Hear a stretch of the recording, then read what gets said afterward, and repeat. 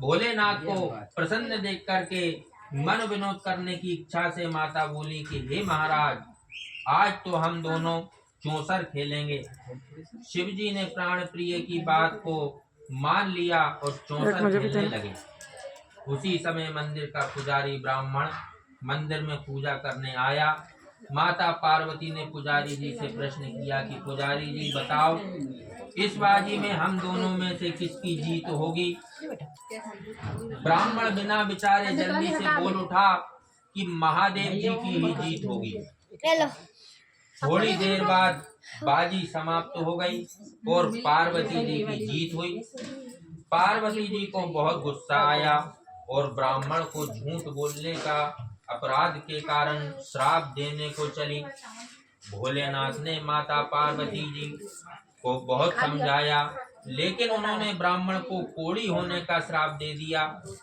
कुछ समय बाद पार्वती जी के श्रापवश पुजारी के शरीर में कोढ़ पैदा हो गया।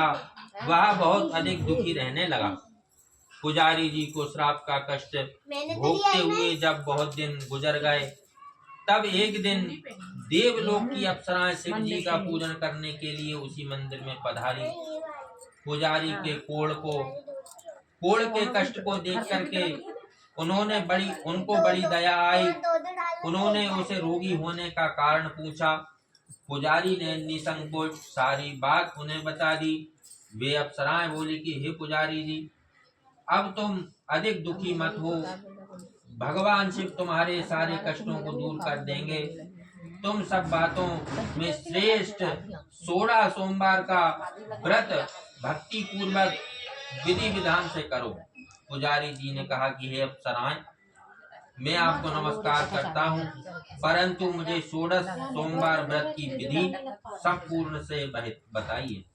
अप्सराओं ने बताया कि सोमवार को भक्ति भाव से व्रत करो, साफ शुद्ध वस्त्र पहनो, संध्या व उपासना के बाद आधा सेर गेहूं का आटा लो, उसके 3 भाग करो और घी गुड़ दीप नैवेद्य पूंगी फल बेलपत्र जनेऊ जोड़ा चंदन अक्षत पुष्प आदि के द्वारा प्रदोष काल में भगवान शंकर की विधि के साथ पूजन करो। तत्पश्चात 3 भाग में से 1 शिव जी को अर्पण करो, बाकी 2 शिव जी का प्रसाद समझ करके उपस्थित लोगों में बांट दो और आप भी प्रसाद समझ कर खाओ। इस विधि से 16 सोमवार व्रत रखो।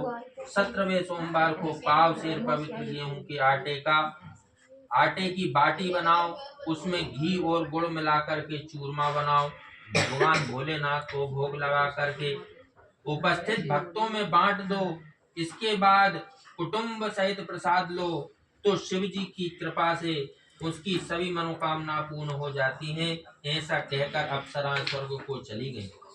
ब्राह्मण ने यथाविधि 16 सोमवार का व्रत किया तथा भगवान शिव की कृपा से रोग से मुक्त पाकर आनंद के सहित रहने लगा। कुछ दिन बाद शिव जी और माता पार्वती जी उस मंदिर में पुनः पधारे। ब्राह्मण को निरोग देख करके पार्वती जी ने ब्राह्मण से रोग मुक्त होने का उपाय पूछा। ब्राह्मण ने 16 सोमवार व्रत की कथा सुनाई। पार्वती जी बहुत प्रसन्न हुई। ब्राह्मण से व्रत की बात विधि पूछी और स्वयं व्रत करने के लिए तैयार हो गईं। व्रत करने के बाद उनकी मनोकामना पूर्ण हुई और उनके रूठे बेटे स्वामी कार्तिकेय स्वामी माता की आज्ञाकारी हुए। कार्तिकेय जी को अपना यह विचार परिवर्तन का रहस्य जानने की इच्छा हुई। वे माता से बोले कि हे माता, आपने ऐसा कौन सा उपाय किया जिससे मेरा मन आपकी ओर आकर्षित हो गया। पार्वती जी ने वही 16 सोमवार व्रत की कथा कही और उनको सुनाई। कार्तिकेय जी ने कहा इस व्रत को मैं भी करूंगा, क्योंकि मेरे प्रिय मित्र ब्राह्मण बहुत दुखी दिन में परदेश गया है, मेरी उससे मिलने की इच्छा है। कार्तिकेय जी ने भी इस व्रत को किया और उनका प्यारा मित्र उन्हें मिल गया। मित्र ने इस आकस्मिक मिलन का भेद पूछा तो कार्तिकेय जी बोले कि हे मित्र, हमने तुम्हारे मिलन की इच्छा करके ही 16 सोमवार का व्रत किया। अब तो ब्राह्मण मित्र को अपने विवाह की बड़ी चिंता हुई। उसने कार्तिकेय जी से व्रत की विधि पूछी और यथाविधि व्रत किया। व्रत के प्रभाव से जब वह किसी कार्य से विदेश गया तो वहां के राजा की कन्या का स्वयंवर था। राजा ने प्रण किया था कि जिस राजकुमार के गले में सब प्रकार से श्रृंगारित हथनी माला डालेगी उसी से ही मैं अपनी पुत्री का विवाह करूंगा। शिव जी की कृपा से वह ब्राह्मण भी उस स्वयंवर में देखने की इच्छा से राज्यसभा में एक ओर जाकर बैठ गया। नियत समय पर हथनी आई और उसने जयमाला उसी ब्राह्मण के गले में डाल दी। राजा ने अपनी प्रतिज्ञा के अनुसार बड़ी धूमधाम से अपनी कन्या का विवाह ब्राह्मण के साथ में कर दिया। ब्राह्मण को बहुत सा धन सम्मान देकर संतुष्ट किया। ब्राह्मण सुंदर राजकन्या को पाकर सुख से जीवन व्यतीत करने लगा। एक दिन राजकन्या ने अपने पति से प्रश्न किया कि हे प्राणनाथ, आपने ऐसा कौन सा भारी पुण्य किया जिसके प्रभाव से हथनी ने सब राजकुमारों को छोड़कर आपको वरण किया। ब्राह्मण बोला कि हे प्राण प्रिय, मैंने अपने मित्र कार्तिकेय जी के कथन अनुसार 16 सोमवार का व्रत किया था, जिसके प्रभाव से मुझे तुम जैसी रूपवती पत्नी की प्राप्ति हुई। इस व्रत की महिमा सुनकर राजकन्या को बड़ी हैरत हुई।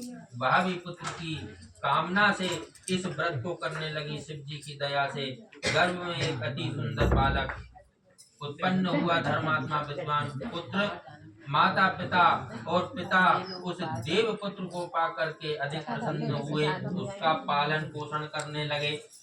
जब पुत्र समझदार हुआ तो एक दिन उसने अपनी माता से प्रश्न किया कि हे माता, तुमने कौन सा व्रत तप किया जो मेरे जैसा पुत्र तुम्हारे गर्भ से उत्पन्न हुआ। इससे माता 16 सोमवार की व्रत की कथा पुत्र को बताई। पुत्र की सब तरह की मनोकामना पूर्ण हो जाती है। इस सरल व्रत को वह राजाधिकार पाने की इच्छा से करने लगा। सोमवार को यथाविधि वह व्रत करने लगा। व्रत शुरू करने के बाद एक देश के वृद्ध राजा के दूतों को आकर के राजकन्या के लिए वरण किया। राजा ने अपनी बेटी का विवाह ऐसे सर्वगुण संपन्न ब्राह्मण युवक के साथ किया और बड़ा सुख प्राप्त किया। वृद्ध राजा के दिवंगत हो जाने के बाद में ब्राह्मण को सिंहासन पर बैठा गया, क्योंकि दिवंगत राजा के कोई पुत्र नहीं था।